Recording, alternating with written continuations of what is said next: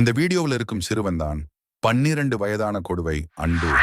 Insta பிரபலமான இவர்தான்.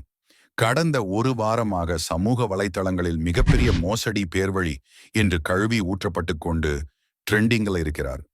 விஜயை சந்திக்க போவதாகவும் இன்னும் பல விஸ்திரமான பொய்களை சொல்லியும் பல லட்சம் ரூபாய் தன்னுடைய இன்ஸ்டா பாலோயர்களிடம் வசூலித்து ஏமாற்றி இருக்கிறார். இவருக்கு 6.25 லட்சம் பின்தொடர்பாளர்கள் இருக்கின்றனர்.